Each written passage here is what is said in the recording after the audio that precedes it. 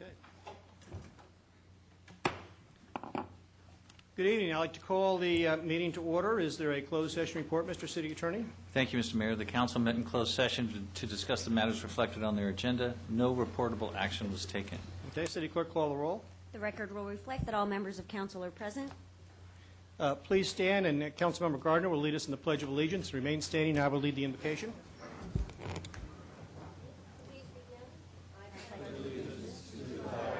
Of the United States of America, and to the republic for which it stands, one nation, under God, indivisible, with liberty and justice for all. Please join me in prayer. Our Father in God, we come to you today as your humble servants.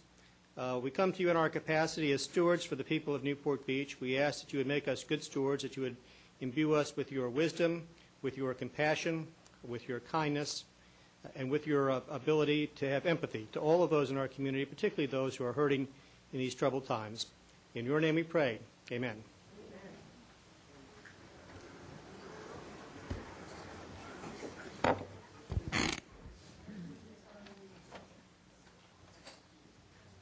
Tonight we have three presentations. The first will be by Mothers Against Drunk Driving, awards to Newport Beach police officers Fitzpatrick and Miller.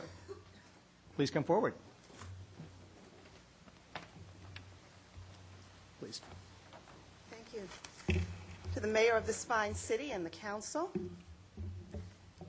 Chief.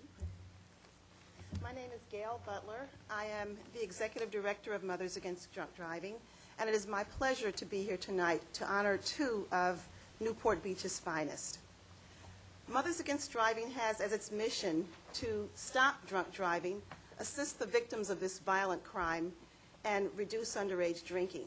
Law enforcement is our natural partner in that effort, and we take every occasion to honor and pay respect to those who have done so much for so many who don't even know who they are. Tonight we are honoring two officers, and we have a very short resolution that we have developed to express what this means. It has been resolved by the Deuce Awards Committee of the Orange County chapter of Mothers Against Drunk Driving that the following officers be honored for exemplary service to the community in the apprehension of 25 or more impaired drivers in the calendar year of 2009. 25 arrests is significant in a community the size of this. And the first person I'd like to call is Officer Brad Miller. And you are here already, okay. Don't have to call far. This is Officer Miller's first Deuce Award. Deuce is our term for 25. However, it is his second commendation by MAD. Last year he had the distinct honor of being one of our Century Award winners, which meant he made 100 or more DUI arrests in the course of a calendar year. We have upgraded this year thanks to a grant, and here you go. And your pen, I'm sure you have at least one other. Thank you so much.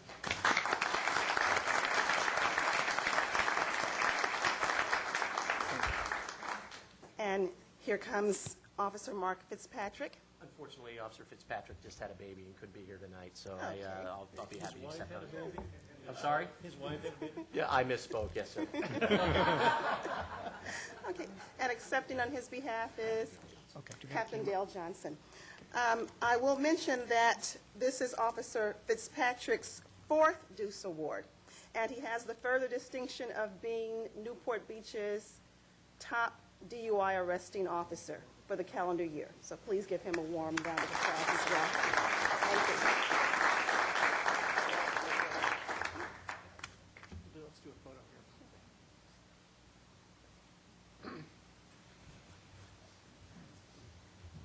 Getting there whether I deserve to be here or not.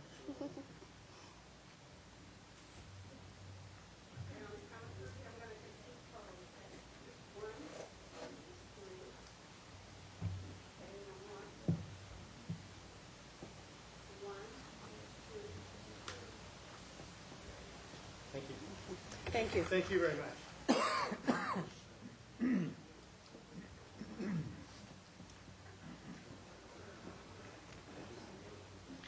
Thank you very much for that presentation. As was noted, this last year, Officer Fitzpatrick made 64 arrests, Officer Miller 59 arrests, and it goes to show how important it is to enforce the DUI laws on our streets, how dangerous it can be if without the strong enforcement that we have in Newport Beach, and we surely appreciate the Mothers Against Drunk Driving recognizing our officers and the great job that our officers do in protecting our streets.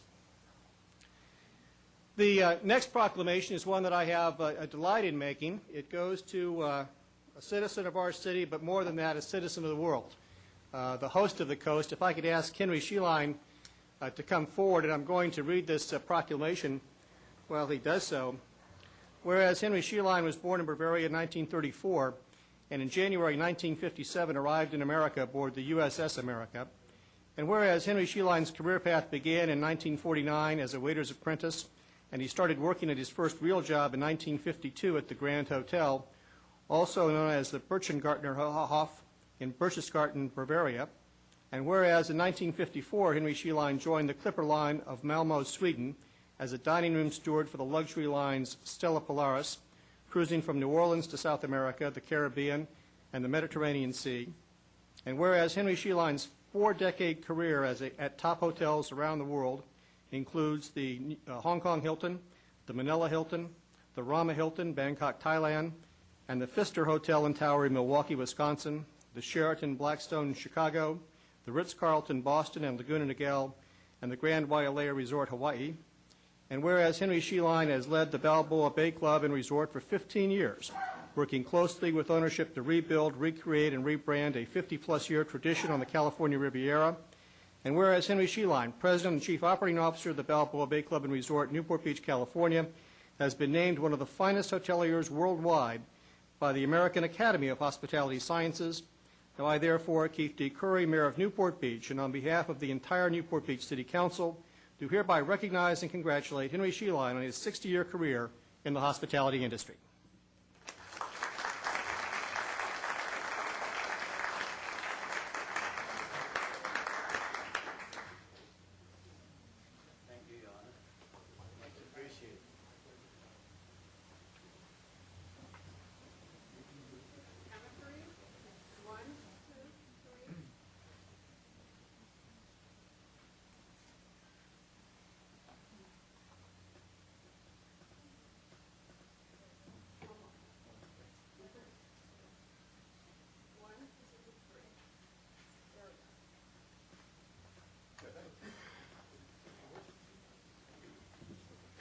Well, first of all, Your Honor and distinguished council members, this is much more pleasure than coming here to get a permit.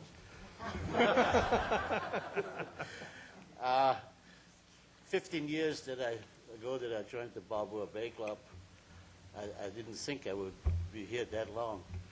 But I'm having so much fun. People ask me, when do you think of retiring? I said, no idea.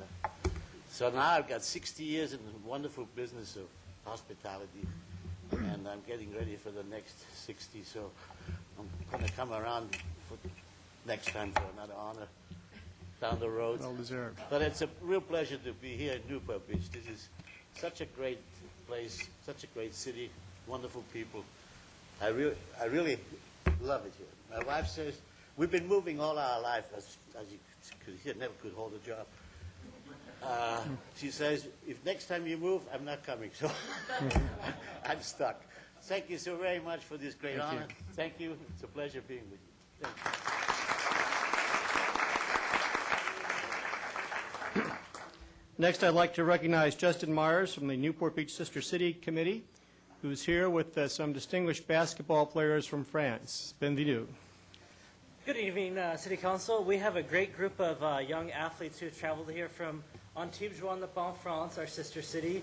And this is the kickoff of our 20th anniversary of our relationship with our sister city. And these boys, has been one of their dreams to be able to come here to the States and visit Newport and play basketball with our kids.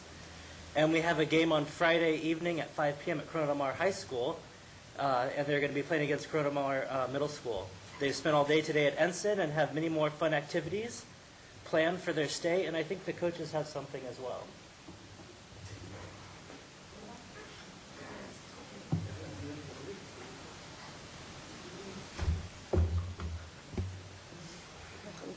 Bonsoir. Bonsoir.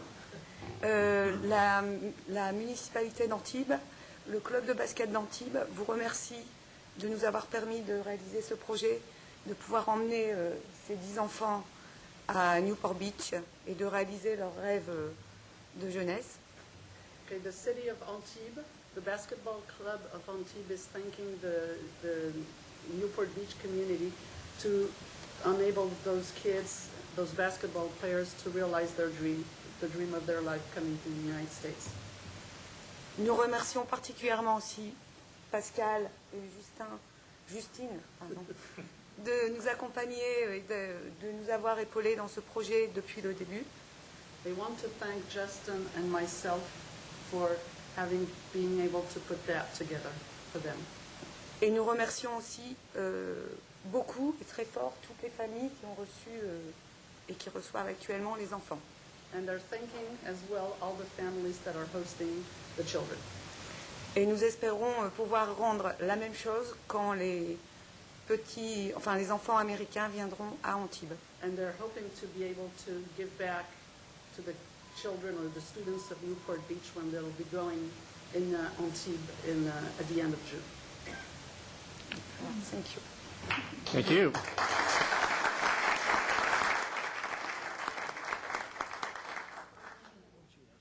They want to offer to the mayor some gifts.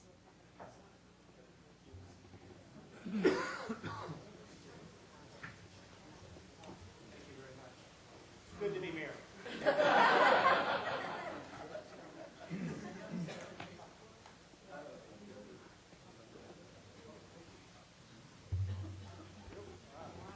Very nice. Thank you very much.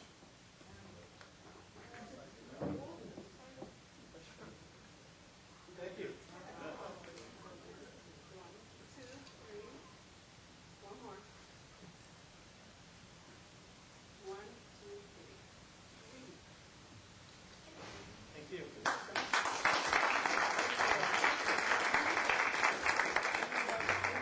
Before we have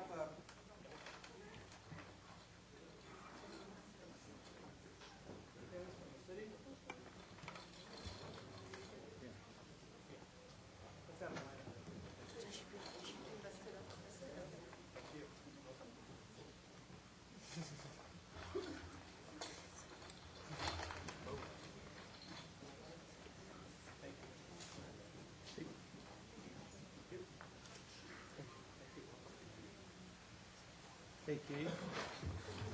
Keith, what about having each one of them just walk by the microphone and say their name as they go back to their seats?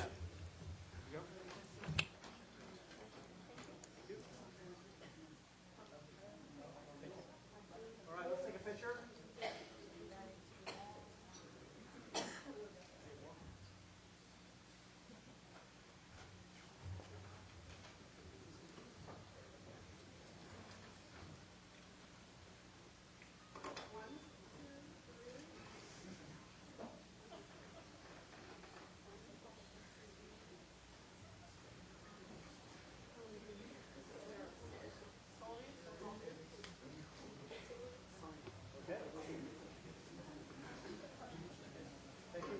Please come to the podium and introduce yourselves.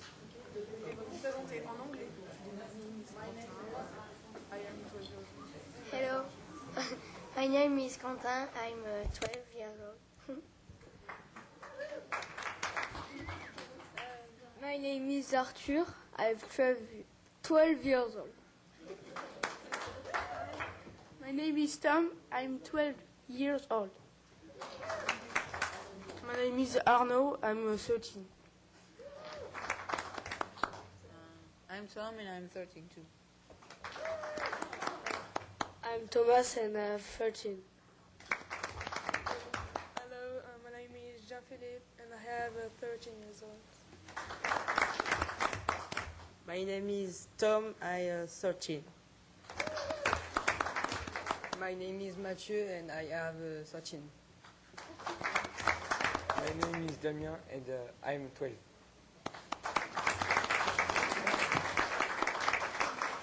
We just want to thank the city and all of its citizens for all of their warm support of our Sister City program, and without everybody in the city of Newport and all the great friendships we have this program and these students, none of this would be possible. And we thank you all for your support of our program.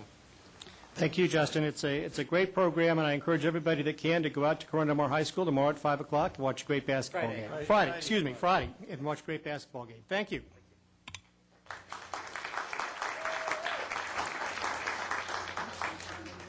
Notice to the public. The city provides a yellow sign-in card to assist in the preparation of the minutes. The completion of the card is not required in order to address the council. Speakers must limit comments to 5 minutes on agenda items. The council has a discretion to extend or shorten the time limit on agenda or non-agenda items. As a courtesy, please turn cell phones off or set them in the silent mode. Now is the time for council announcements or matters which council members would like placed on a future agenda for a discussion, action, or report. Thank you. Councilmember Daigle. Yes, I wanted to pass on to citizens some information that we learned at the Finance Committee yesterday. And certainly with the budget, there's a lot of action this year at the Finance Committee. And for the first time since 1978, per the county assessor, there will be a negative adjustment for property values from the state as well as counties. And so this means that your taxes may be going down. And basically, the state is imposing a negative 0.24% CPI, and this negative CPI will affect every parcel in the county. Of course, there's another side of the coin, and that is that this will negatively impact revenues to the city, which, of course, go to fund the services that we deliver to the community. And so compared to most years when we're capped at a 2% increase, this is a significant shift, a minimum of a 2.24% swing in property tax revenues. And the county assessor also told the city that approximately 20% of its single-family condo parcels were reassessed in 2009, which means lowered assessments on these properties. So again, the good news is for citizens is that your property tax may be lower this year. And all of these numbers that I'm sharing with you are publicly available and verifiable through our finance department. So thank you. Yes, we had some problems with trees. And so I'm wondering, based on some questions I've had from residents, whether we could have at some point, there's not a huge rush on it, but a presentation from our General Services Department on, particularly interested in when they prune the roots and everything, how we ascertain that the tree is, just tree safety issues in general. I think that would be helpful because there are questions that come up. And then there was also a question about just in general with the homeowner and the parkway, and I asked the city attorney, and I have noticed that since you came here, Mr. City Attorney, nothing is clear anymore. That this was another area that seems to be needing cleaning up a bit, so I would appreciate it if we could get something back at some point after you've had a chance to look at it and make sure that we're very clear on what we're requiring and what we demand of our homeowners. Absolutely, and that's only because I'm so precise in all of my actions. That's what I meant, of course.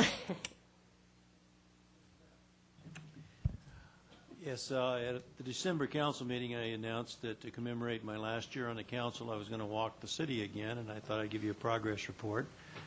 Since December 8th, I've walked 130 miles and covered about two-thirds of the streets easterly of MacArthur Boulevard, and I'm well on the way of accomplishing it within a year. Mr. Selich? I have nothing. Mr. Rosansky? Nothing, thank you. Mayor Pro Tem Hinn? Yes, I've been participating with a group of volunteer citizens assessing safety on the Oceanfront Walk, and I think that the issue has now matured to the point where we can come back to council at a study session sometime soon with some, what I think are final recommendations for council to consider and provide guidance to staff on. So if we can arrange for that at a study session sometime soon, I'd appreciate it. Two quick items. I attended a retirement reception for city employees who had taken our early retirement program. The city is losing a tremendous amount of talent, and it's a real tribute to the city staff who are remaining that they have the ability to backfill those jobs and to continue to provide the great services that people have come to enjoy and expect from the city. But it was also great to see so many people who have had such long service with the city and who have made such a great contribution to the city, and certainly it's appropriate to honor their contribution over the years to what we have here in Newport Beach. I also had the pleasure to attend the police promotions ceremony on the 3rd of February, and I want to commend Chief Luman, who has really done a good job, I think, at getting back with the department and restoring credibility into the promotions process, and I think he selected some outstanding young men for leadership, and I think that's well reflected in the promotions that were made. Consent calendar. All matters listed under consent calendar, items 1 through 10, are considered by the council to be routine and will all be enacted by one motion in the form listed below. The city council members have received detailed staff reports on each of the items recommending an action. There will be no separate discussion of these items prior to the time the council votes on the motion unless members of the council, staff, or the public request specific items to be discussed and/or removed from the consent calendar for separate action. Members of the public who wish to discuss the consent calendar item should come forward to the lectern upon invitation by the mayor and state their name and item number. If the optional sign-in card has been completed, it should be placed in the box provided at the podium. Thank you. Does any member of the council have any items they wish to pull from the consent calendar? Councilmember Daigle? Councilmember Gardner? Number 10, and also I have a correction to the minutes, volume 59, page 386, Roman numeral 15, second paragraph. Towards the end, it talks about Treasurer Jack Skinner. That should be, I must have said he was treasured as invaluable. He's not a treasurer of anything, so I'm sorry if I didn't articulate well. Thank you. Councilmember Webb? None. Councilmember Selich? Nothing. Councilmember Rosansky? None, thank you. Mayor Pro Tem Hen? None. And I have none. Does staff have any items to pull? No, sir. Does anyone from the public have any items to pull from the consent calendar? There's a card from Mike McNamara, but it involves item 10, which Councilmember Gardner pulled. Okay. Does anyone from the public wish to speak on any item that has not been pulled from the consent calendar? Okay, seeing none, we'll come back for a motion. Mr. Mayor, I move that we approve the items on the consent calendar, items 1 through 10, except for item 10, which has been pulled, and to note the corrections to the minutes that Councilmember Gardner proposed. Second. Moved and seconded. Please vote. Motion carries unanimously. We're now at item 10, recommendations from the Water Taxi Exploratory Committee. Councilmember Gardner? The recommendation certainly is innocuous enough just to include the questions exploring the demand and support. But it was such an interesting discussion, and it seemed to go no place in terms of what we're looking to do. I agree that seeing if there's a need or a demand is important, but I wasn't sure. I know we had, did the Harbor Commission, were they the ones that looked at this? Yes. And is this the basis of their Both report? Both the Harbor Commission and the Economic Development Committee looked at it. Because I know we had a study session on it, didn't we? Yes, and after the study session, both of those bodies looked at it. The Economic Development Committee supported a request for proposal, but they also suggested that there be some kind of a survey to gauge the support and demand for the water taxi. And then the Harbor Commission took no action. They received and filed the report. Okay. All right. Well, I just was curious because it didn't seem to ask very much. But if that's what came out of the committee, then I'm satisfied. Mayor Pro Tem Hen? Actually, I was intending to pull this item too because I do think that there is action to be taken, but I would not recommend the action to be taken at the end of the staff report. It seems to me that the Economic Development Committee did think we should perform some sort of survey work to gauge the level of interest before we went to the point of an RFP and it matured back to council for action. And so, and there was some discussion in here about possibly adding a line or two to the survey, the citizen survey that we're as far as I know, intending to do very shortly, and that would be an easy, inexpensive way to gain some survey information. That is the recommendation. I think Well, you may be looking at the alternatives. Which is a confusing thing we add to the staff report sometimes when we offer you alternatives that maybe you don't want to hear. Well, never mind. All right, I think Mr. McNamara had asked to speak. Mike, if you want to come forward.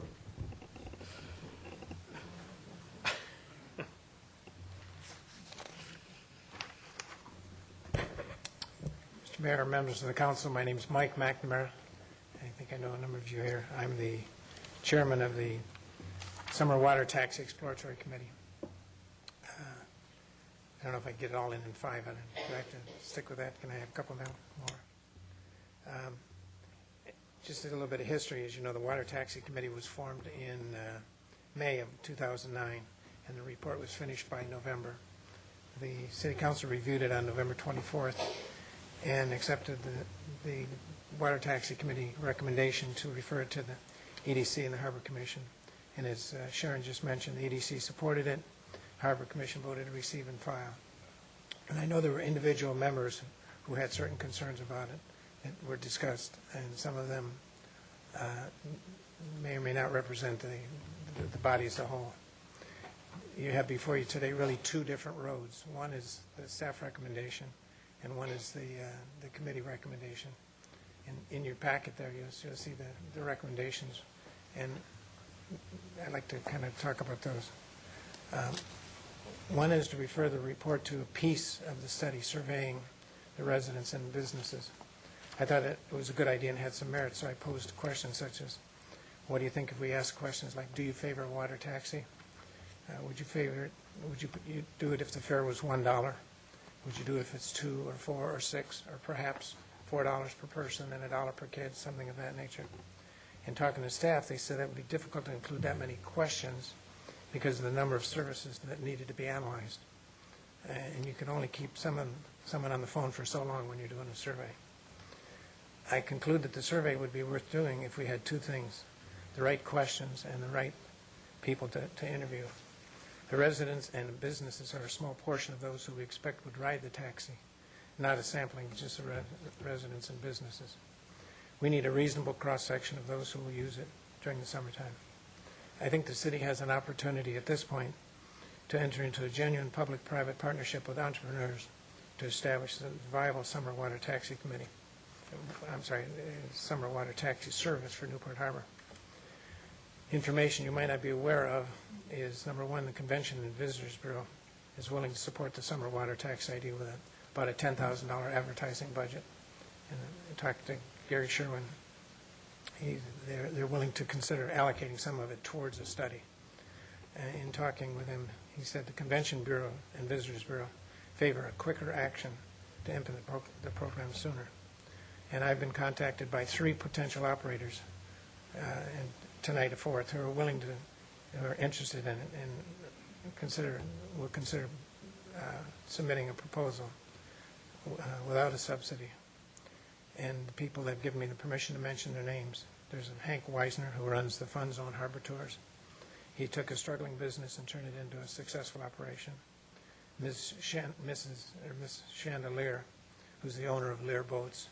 She's the daughter of Bill Lear, who developed the Learjet in record time, and I think Shanda has some of the same genes. Mr. Fred Hirschman, who runs the successful and profitable water taxi service in Santa Barbara. In talking with Chandler Bell, I just sat down next to him. Hornblower Yachts is interested too. So a number of these are local entities that are interested in, and not everyone agrees that it should be without subsidy, but they're at least interested in talking about it.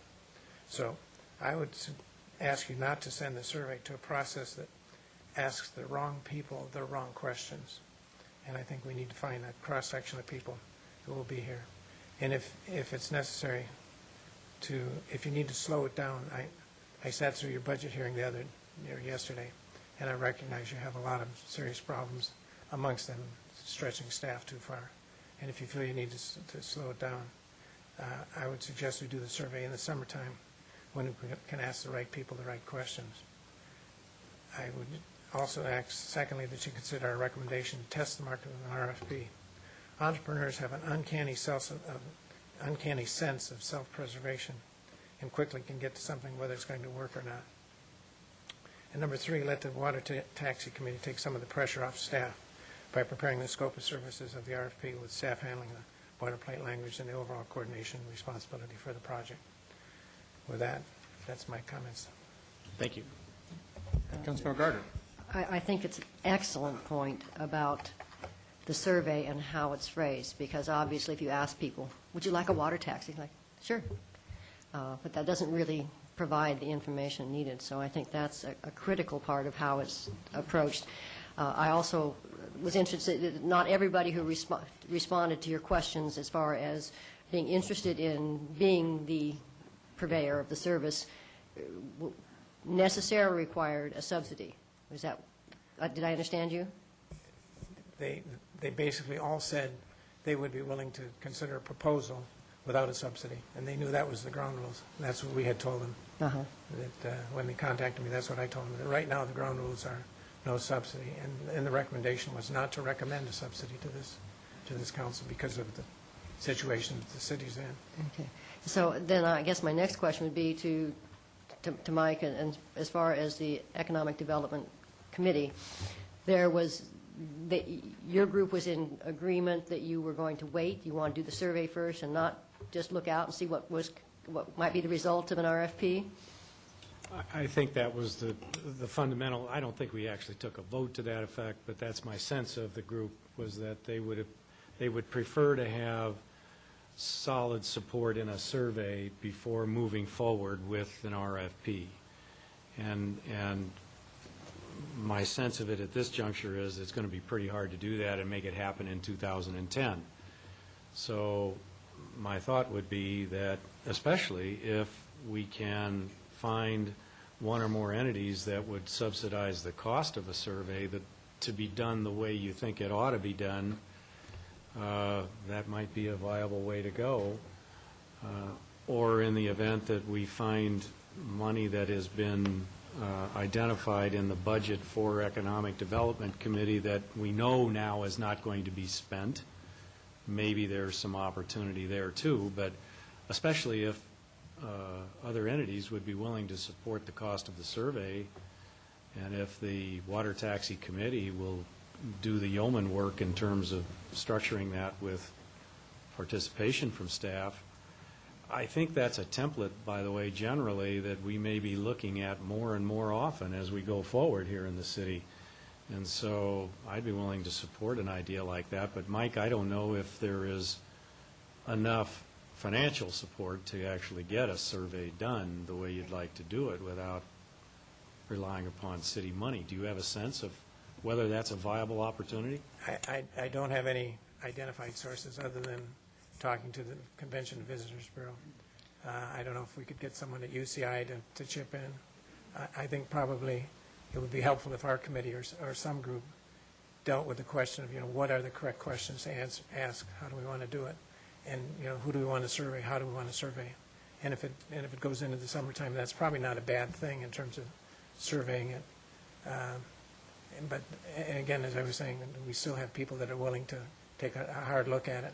I think they would take a much harder look if we could show that, yes, there is a lot of interest. And it may be very convenient and much less expensive to do a survey during the summer while people are there, and you can simply hand them something, as opposed to even, I imagine Seymour Beek might be willing to, allow the use of his people to hand out surveys and collect them, or whatever. Maybe there's a solution there that really reduces the cost. Well, perhaps to the rental agencies that have a lot of the transients, TOT units that are available, maybe they'd be interested in handing them out to the clients. Because I think in reality it would be the people that don't have transportation or that don't want to move their cars and park it in their garage. That would seem to be the people that might have some use for it. Let me just make an observation that, first of all, Mike, I thought the report that was done by the Citizens Committee on water taxi was bar none the best citizens report that has been submitted to the council in the 4 years that I've sat up here. It was an excellent piece of research that I think the entire committee should be very proud of. Thank you on behalf of the committee. Well, well deserved. And I think you made some very salient observations tonight. I think this is, if we're going to do a survey, it probably ought to be done in the summertime, and it probably, as Mike has suggested, could be done with people with clipboards, talking to people in the fun zone or on the island or who are here visiting our tourist amenities to get a sense. And I think the salient questions are, how much are you willing to pay? The testimony that I have heard both at EDC and here is that it's highly challenging to run this service without a subsidy. And as you have observed, I don't see that there's a subsidy in the budget given the current conditions that we have now. Given that reality, if EDC can work with your group and with the city staff to devise a means to do this, then perhaps in the summertime we should look at it on a sort of a go slow approach, and then come back to that to the extent that we see economic viability on the basis of that survey. Councilmember Gardner. I'm a little concerned that we can do a survey but not know what we're offering.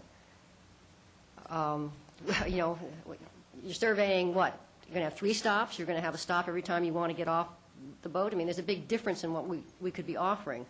And without having any idea of what some of these people who are stepping forward might be thinking in terms of service, I think it makes it very difficult to shape the questions. So I'm wondering if there shouldn't be at least some discussions. Obviously, we don't want to ask for somebody to go through the expense of a whole RFP process if there's no chance that it's going to happen. But I would think that they could provide at least some information about how they envision it that would make the questions we ask meaningful. Because, as I say, if it just duplicates what the ferry does, that's not it. It's going to cover the whole bay or part of the bay. That would make a big difference in how people reacted to it. Councilmember Daigle. Well, there is an alternative to a structured RFP process. Presumably the survey data would help guide the staff towards an RFP, and that would be an RFI, a request for information, in which these entrepreneurs would propose what they think is going to work. That's a valid approach to getting information. Would someone like to offer a motion? Mayor Pro Tem Henn? I'll take a crack.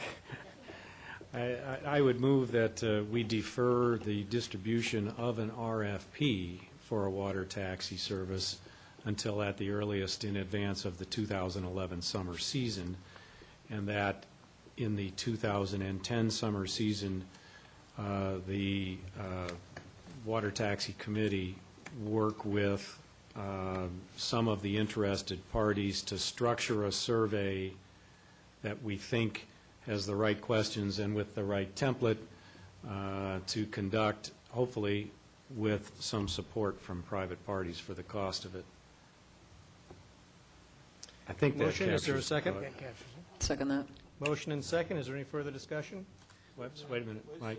Could I just add, we're set to term out to sunset. I think it's May or June. I can't remember when. May. So we can fix that. If you're going to need our help this summer, you might want to extend it. We can fix that. We'll address that at the Economic Development Committee. Okay. All right. Seeing no further discussion, please vote. Motion carries unanimously.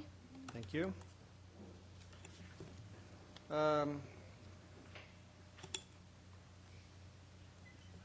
Time for oral reports from council members on committee activities. We'll start with Councilmember Selich. No reports this evening. Councilmember Rosansky. I am without reports. Mayor Pro Tem Henn. Fortunately, I am with reports. They're both basically on the same subject. It's budget time around the city, and the Economic Development Committee at their last meeting had a rather extensive presentation from Dan Matuszewicz. No, it's Matuszewicz. I'm going to get that right. In any event, it was a presentation with regard to how we are doing this fiscal year compared to budget. It was an eye-opening presentation and was a good segue into the Finance Committee's meeting yesterday, at which we had a very detailed discussion of our budget process for the next fiscal year, the one that begins on July 1st of 2010, and the challenges that we have, because there is a large and larger structural gap associated with the city's finances, and by structural gap, I mean ongoing shortfall between revenues and expenses, the way we currently do business here in the city and with the programs that we plan.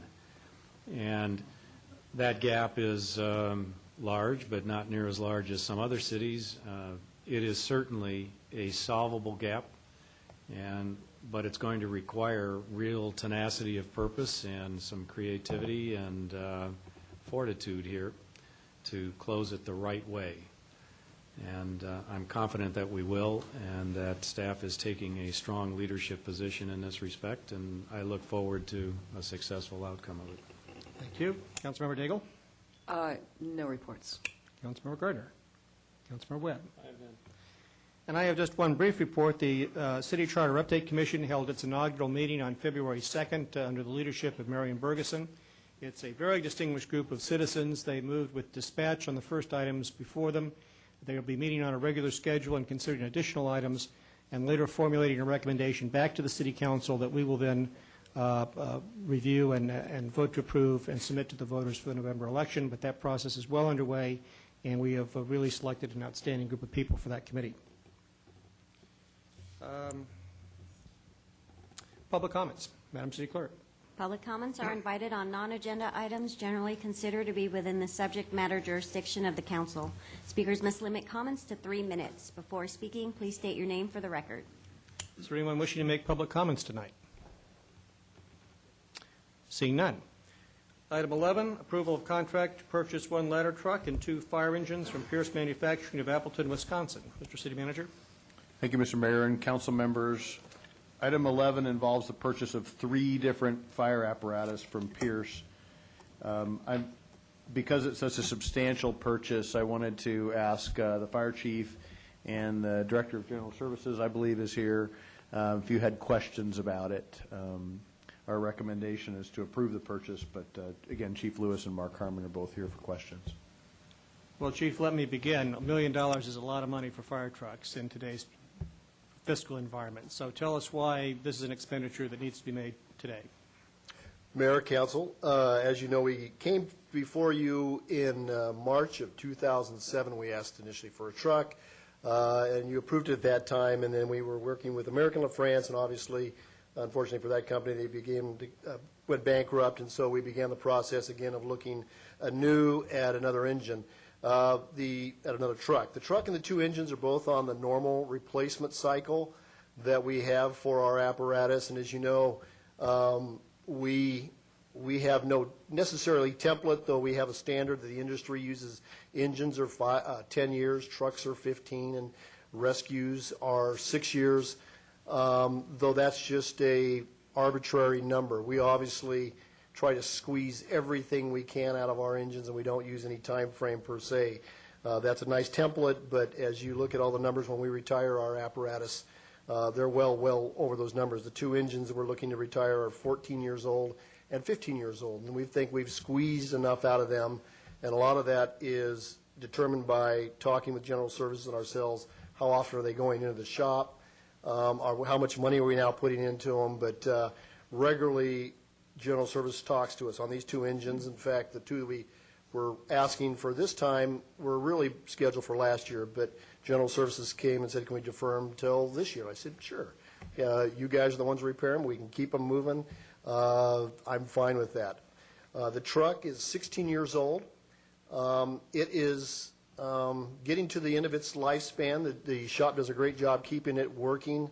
We're finding that it is with increased frequency going to the shop. And before we get to the end of its lifespan, I would like to put it back into reserve because we have no backup reserve now for the trucks.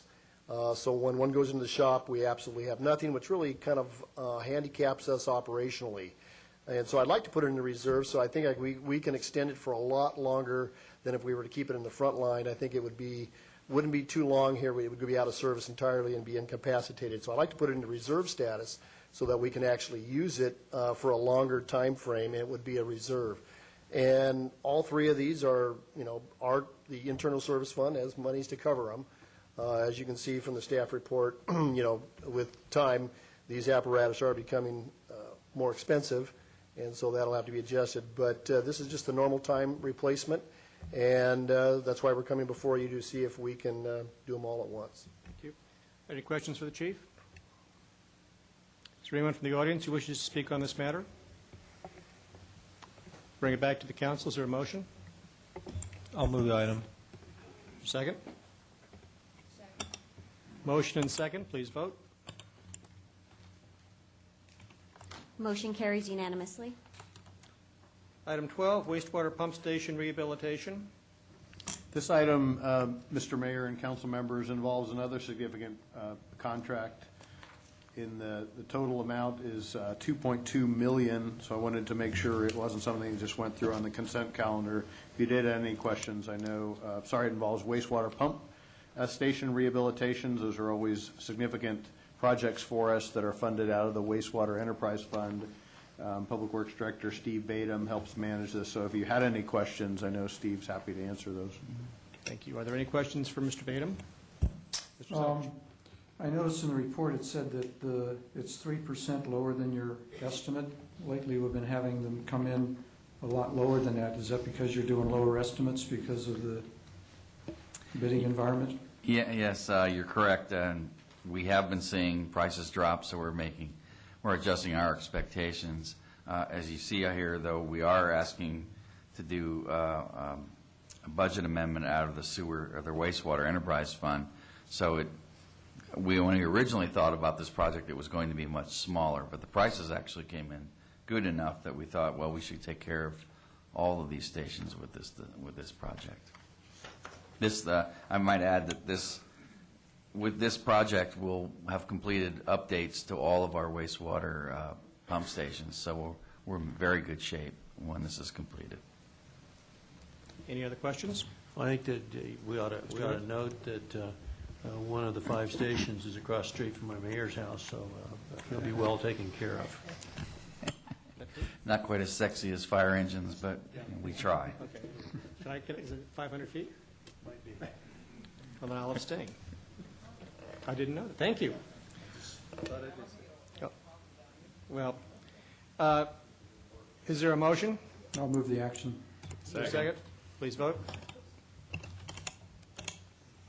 With Mayor Curry abstaining, the motion carries. Keep me out of jail. Item 13, council approval of goals and projects along with the implementation plan for the City Council's 2010 priorities. Mr. City Manager. Thank you, Mr. Mayor and council members. There's an attachment A to your staff report, but this is our attempt, staff's attempt, to develop at least a short work plan with generally where we put in milestones with some dates and comments about the project based on that goal-setting session that you held in January. I could go through attachment A. I have a couple of changes to it, but I also am cognizant of time, and hopefully you've had a chance. I know it's very late for us. Excellent job. I figured that's what some might say. So I did have a couple of changes I might make with you, but please feel free to ask any questions you might have as I make the changes. One of them is on page 5, attachment A, performance measurement. We're going to bring a quarterly report back to you in March 23rd, sorry, March 9th, and that's due to our consultant's vacation. Didn't know consultants could have vacation. And then on page 8, the Mariners Mile line, the city attorney has advised me that with the conversation with Public Works, the complete abatement date should be November to December, and so I guess I take that amendment seriously, but I may still have some conversations with Public Works about whether we could speed that up, because I know that's I'm sorry, Dave, what item are you on here? Sorry, I'm on page 8, item 2, Mariners Mile abating nuisances, the column with milestone with dates. It says complete abatement by July. Public Works, as you know, has a lot on its plate. So if we could find some other way to do this, we might be able to speed that up. Contracting out, city attorney needs to comment. No, I just want to fall on my sword. When I gave that original July date, I hadn't conferred with Public Works, and I had the time to confer with Public Works about it, and based upon their work schedule and their availability and the difficulty of bidding and stuff, a more realistic time frame is November, December. I don't like to back up other departments, and I frankly was flying by the seat of my pants when I said July. Of course, we will try and make it happen as soon as possible. We do have certain constraints we have to follow with respect to bidding and such, and we'll do the best we can to get it down. Just for your information also, and I hold in my hand the filed lawsuit against them for abating that nuisance. But it's an operational expense and difficulty of getting a project of that size completed. Thank you. And you're referring to that property between Dover and McDonald's? Yes, the Dover PCH property, yes. Let me observe that, as I counted them, there are 46 action items here. And while this is going to be a year that's dominated by our concern over the budget and by the steps that we take to address the budget, and many of those are included amongst the 46 steps, nonetheless, it is a robust plan for action to improve the community, to make the investments that we need to keep Newport Beach strong, growing, and prosperous, and to enhance the quality of life that we enjoy in this community. And so I really want to commend staff for its work in putting together these goals the way they have, and these 6 value statements that really define our community, and in the 46 action steps of how we're going to make it a better place to live over the course of 2010. Mayor Pro Tem Henn. I'd be glad to defer to Councilmember Councilmember Gardner. I have Gardner. several questions. Okay, thank you. I have one concern, and it is I have lots of concerns with on this. The citizen satisfaction survey. This seems to me, I mean, obviously we want to know that we're doing a decent job, but we are going to be going through, we are starting, but we haven't finished restructuring city government. And I think we should delay on this for a couple of reasons. One, to give everything time to settle in so we're actually surveying what is instead of what we think might be. Secondly, because if we are in the kind of budget times that we seem to be in, I think that our residents would rather have money spent on things. If it's going to cost $20,000, $50,000, $100,000, whatever it costs, to put that money into road construction or potholes and that, rather than just what they think. It's not that we shouldn't do it at some point, but I would just as soon, particularly when I look at this and where it says are there resources, that's to be determined. We're not even sure we have the necessary staff resources to really do this. So that would be my suggestion of one thing that we could remove from this and delay until certainly for a year, with no bad effect to the city, and also, as I say, perhaps a better look at the city after we have reorganized completely. Mayor Pro Tem Henn? Well, to respond to that point, I actually do have a bit of a different view. I think it's very important that we establish a baseline of customer satisfaction before we engage in all of this change, so that we have a good comparison point after this change is made. How did that move the needle here in terms of what our citizens think of us and how we're running the city? Well, I just would say that I thought that was what our first one was for, to establish the benchmark. So. But that was over 2 years ago. We have a brand new city manager. In fact, pretty substantively, we have a new executive staff, or will, for the city. And I'd like that, we've got a new city manager, relatively, well, you've passed your first anniversary. I guess you're not a newbie anymore, David, but pretty new.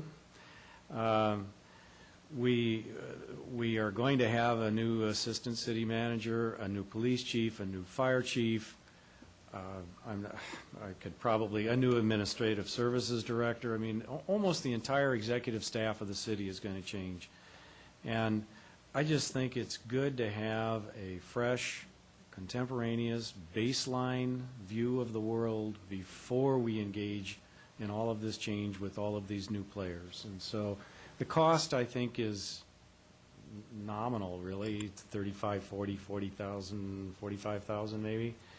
And we've done it once before, so I did have the same question about why we didn't think we had the resources. It seems to me it's not a very big undertaking to get it done. But, I suppose there's a lot of not very big undertakings that you need to deal with. So We'll have to pile up. I'm happy to hear from the city manager responding to both Councilmember Gardner and myself on our points of view. On that item, council members, I wouldn't mind adopting this with the TBD and letting me look at that over the next month, because a lot a lot more will come through over the next month. We could still pull the trigger on the survey if we'd like to do it, because I would get it going still by June. But I'm really watching our budget actions and our own budget during this period. Well, if I'm, I think it was about 30 to 35,000, but we don't have to develop the questions anymore. if I'm the only one that has hesitations about it, I mean, I don't know that that becomes an issue, but Well, I think Councilmember Gardner raised a good point, but I think by the time we get to July or mid-year, we will have made many of the changes that we're going to try and measure, and we will have sort of done what we need to do relative to the budget, and we'll have something that can be measured at that point in time. So I think it's probably better to wait a little bit of time until these kind of changes have actually taken place, and then measure the impact on them in the community. But I agree with the Mayor Pro Tem Him that it is important to measure and benchmark so that you have a comparison, you have a sense of public perception. That is here because it's an important management tool. It's how we manage and how we know what we're doing. You know, what gets measured gets managed, and that's why this is such an important element. In light of those comments, then, I would expect us to have a new police chief and a new fire chief on board by July. So I have conduct survey in June. I would probably push that out at least till the latter part of July, if not in August. That would give you unless you have any concerns over that. Pardon me? Councilmember It is a Rosinski. vacation. I mean, I guess I tend more towards what Nancy was saying. Personally, I think the needle's not going to change all that much from the last time, because I think we do provide excellent services to our residents. I think the residents by far are, by and large, are happy with what we do. And, this year, we have to focus on the bottom line here, the budget. I mean, we're talking about jobs. People are going to lose jobs.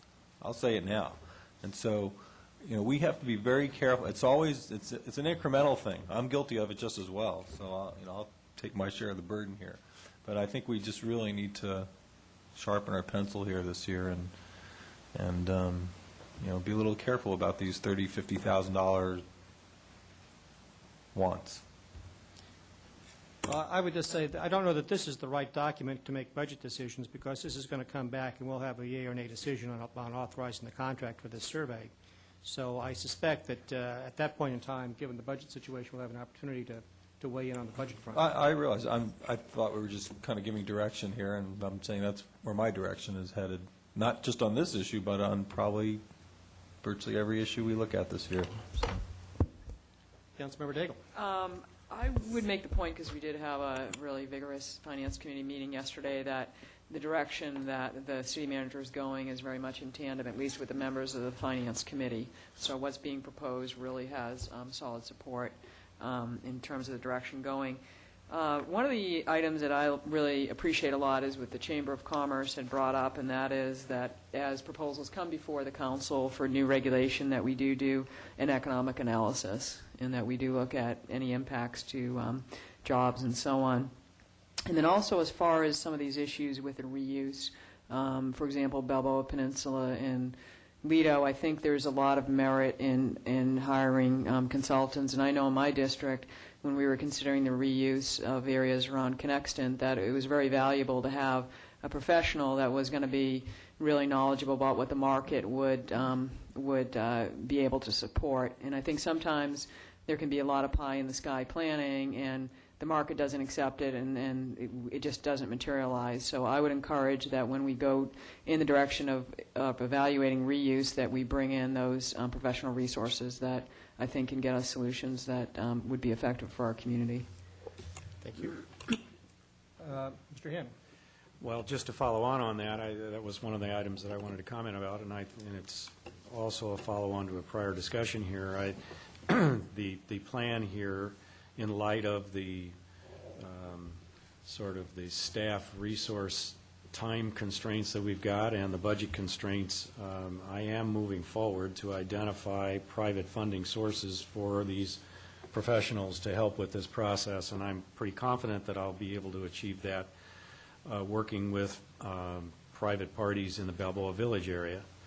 And I'm not as confident, but still I'm going to try for the same thing here for a planning vision exercise led by an outside consultant for the Lido Marina Village area too. And so I'm moving in that direction, and I I think it's very consistent with the times that we're in, that private parties that want to move things forward through the city ought to be willing to step up. If they think it's really important, they ought to be willing to step up with some money and resources to help the city move it forward faster.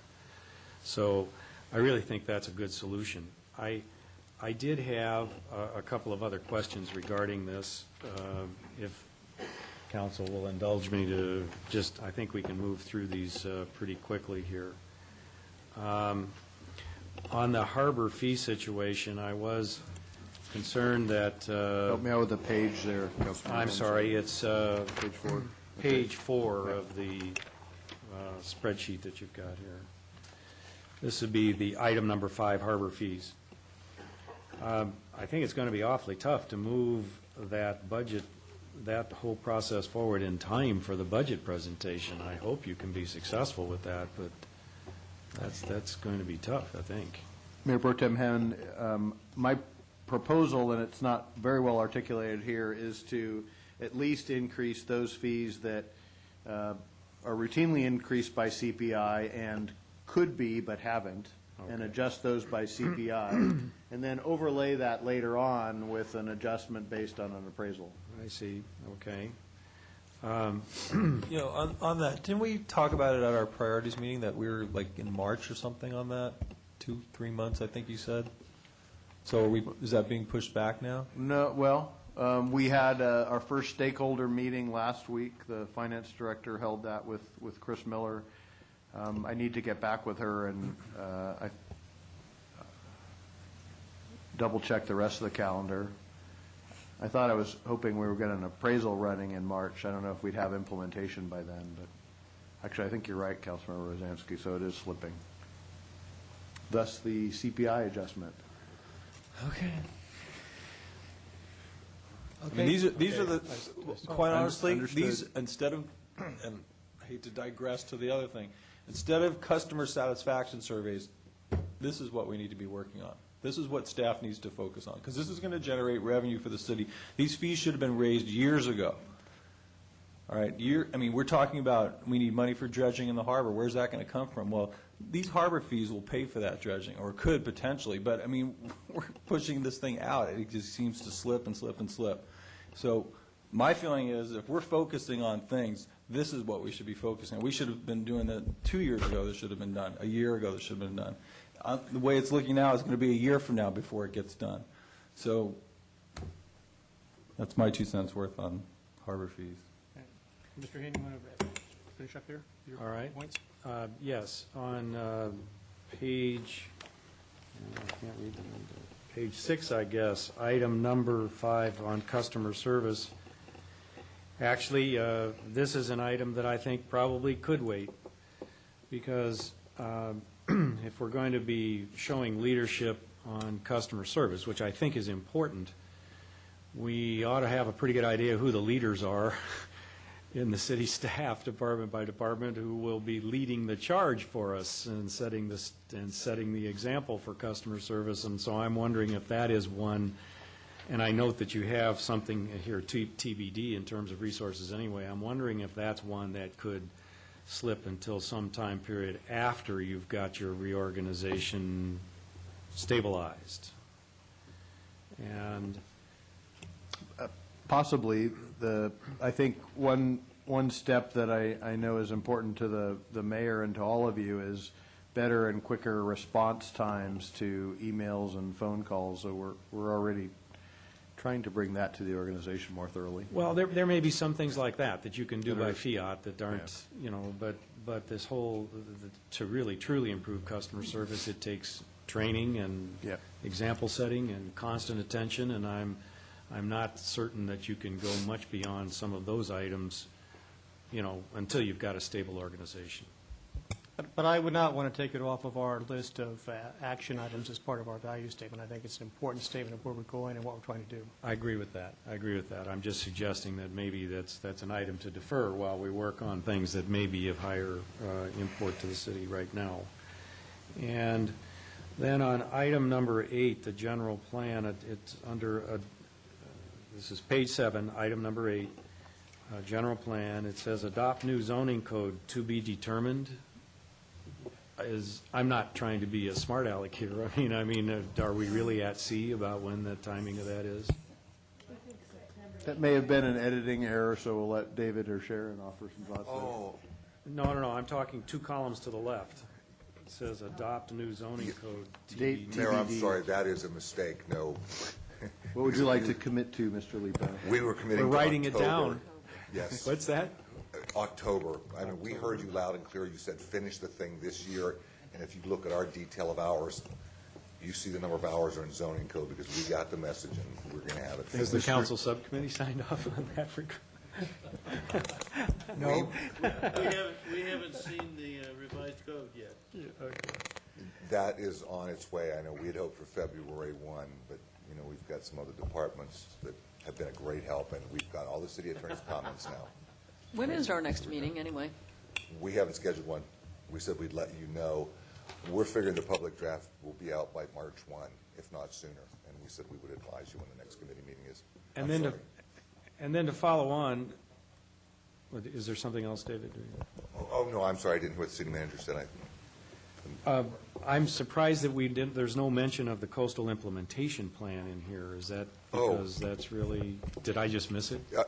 Mr. Mayor and Council, if you look on the staff hours on the attached report for staff hours by Planning Department Activity 2010, you will see we've given you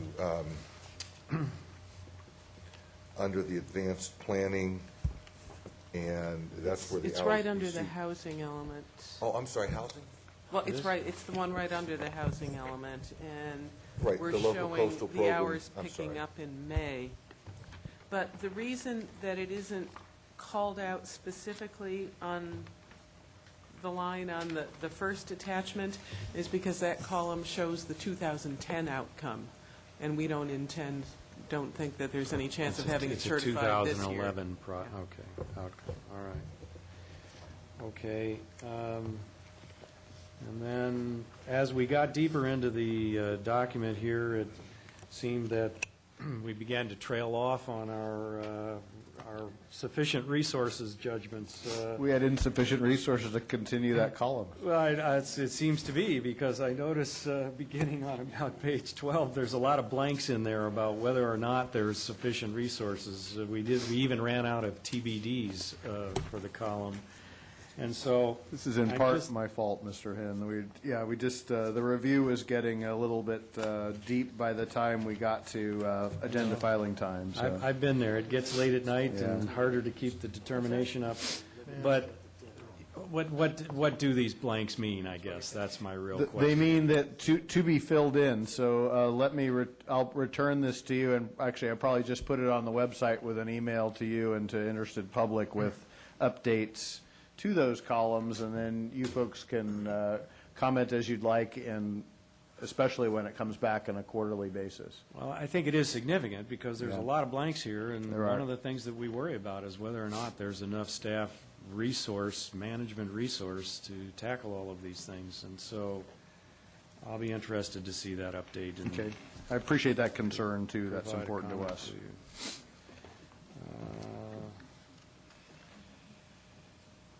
I was a little surprised on page 15 under the Oasis Center that we need new funds for staffing and some FF&E. Yeah, Mr. Henn, remember that with Oasis, all of the costs associated with the construction of the project are encumbered and set. What Laura is referring to here is we do need to come back to you in the FY11 budget document with a staffing plan, because it will be a more robust building and more elements that will require the staffing and supervision. When she's talking about some FF&E, do you know what that refers to? Because some is covered. I thought we provided for FF&E in the building costs. Yeah, I think we have a budget for FF&E, but I think Laura's anticipating there might be some confusion there. Some maybe it's staffing itself. We'll clarify that. Well, I think it's more like M&O items. You know, FF&E typically we look at, it's, you know, those are desks and chairs, and she's thinking more along the lines of waste paper baskets and office equipment and things like that. Maybe some new computers and things like that that haven't been, that probably come out of our M&O budget. But she wasn't sure how she could make that work. Okay. We got to look at that some more. Again, I'll be TBD. anxious. I'll be anxious to see your amended report that has some of these blanks dealt with, because there are a number of projects here that I think are important, and I'll be anxious to see. Okay. That's all the questions that I have. Does any member of the public have any comment on the goals for the council for 2010? Seeing none, do we have a motion to adopt these goals as indicated from our retreat? I will make the motion. Thank you. To adopt the goals as indicated by our retreat. For a second. Second. Any further discussion? Seeing none, please vote. Motion carries unanimously. Thank you. Next item is motion to reconsider. A motion to reconsider the vote on any action taken by the city council at either this meeting or the previous meeting may be made only by one of the council members who voted with the prevailing side. Are there any motions to reconsider? Seeing none, we are adjourned.